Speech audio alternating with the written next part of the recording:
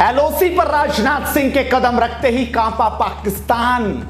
पाक जनता डरकर बोलने लगी, मोदी से अपने गुनाहों की माफी मांग लो इमरान खान। तो चलिए शुरुआत करते हैं इस बेहद शानदार और सटीक खबर की। नमस्कार, स्वागत है आपका हेडलाइंस इंडिया पर। मैं हूं नवीन चौहान। पहले एलएसी और अब एलओसी पर रक्षा मंत्री ने कदम रखा तो दुश्मन के दिल दहल गए। एक एक तस्वीर से दुश्मनों की रूह कांप रही है। सबसे पहले आज की तस्वीर देखिए, जब रक्षा मंत्री एलओसी पर जवानों के बीच पहुंचे तो कैसे भारत माता की जय और जो बोले सो निहाल के नारों से गूंज उठा माहौल।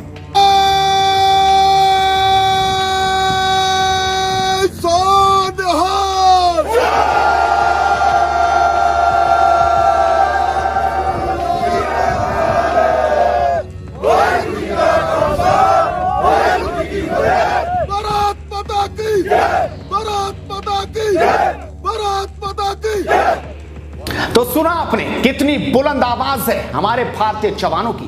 दरअसल रक्षा मंत्री राजनाथ सिंह का एलएसी और एलओसी दौरे का आज दूसरा दिन। राजनाथ सिंह ने chief of defence staff general Bipin Rawat, सेना प्रमुख नरवणे व अन्य अधिकारियों के साथ बाबा बर्फानी के दर्शन किए और उनका आशीर्वाद लिया। इसके बाद रक्षा मंत्री राजनाथ सिंह कुपवाड़ा जिले में नियंत्रण रेखा के पास सेना की एक अग्रिम पोस्ट पर पहुंचे और इस दौरान हथियारों और गोला बारूद का भी निरीक्षण किया। फिर उन्होंने जवानों से बातचीत की, उनका मनोबल बढ़ाया। उसके बाद सेना के जवानों ने जोरदार नारे लगाए। उसकी धमक पाकिस्तान तक जरूर पहुंच गई होगी। भारत माता की जय, भारत माता की जय, भारत माता की जय। दूसरी तरफ राजनाथ के दौरे के बीच सुरक्षा बल आतंकियों ने भी सफाया करना शुरू कर दिया। ऑपरेशन क्लीन घाटी में लगातार चल रहा है। सिक्योरिटी फोर्सेस ने जम्मू कश्मीर में 2 दिन में 6 आतंकवादी ढेर कर दिए। सेना का कहना है कि आतंकी 21 जुलाई से शुरू होने वाली अमरनाथ यात्रा को निशाना बनाने की योजना भी बना रहे हैं, लेकिन सेना अलर्ट पर है। दुश्मन की हर हरकत पर लगातार नजर बनी हुई है। इससे पहले कल लेह में रक्षा मंत्री राजनाथ सिंह ने जवानों के बीच जाकर उनसे मुलाकात की थी, उनका हौसला बढ़ाया था और फिर हाथ में मशीन गन उठाई थी, जिसे देखकर चीन के तोते उड़ गए थे।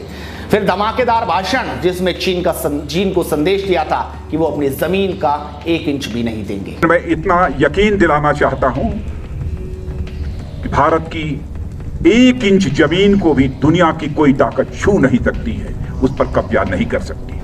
लेकिन यह भी मैं कह देना चाहता हूं 2 टूक शब्दों में, यदि कोई दुनिया की ताकत हमारे स्वाभिमान पर चोट पहुंचाने की कोशिश करेगी तो उसे किसी भी सूरत पे हम बर्दाश्त नहीं करेंगे। उसका हम मुंहतोड़ जवाब देने के लिए भी तैयार रहेंगे। आपको बता दें कि एलएसी पर तो राजनाथ सिंह ने साफ कहा था कि हम शांति चाहते हैं, तो वहीं एलओसी पर भी सशस्त्र बलों से पाकिस्तान के किसी भी गलत कृत्य का मुंहतोड़ जवाब देने के लिए कह दिया है। यानी एलएसी और एलओसी पर वही होगा जो होता आया है। सेना को फ्री हैंड दे दिया है।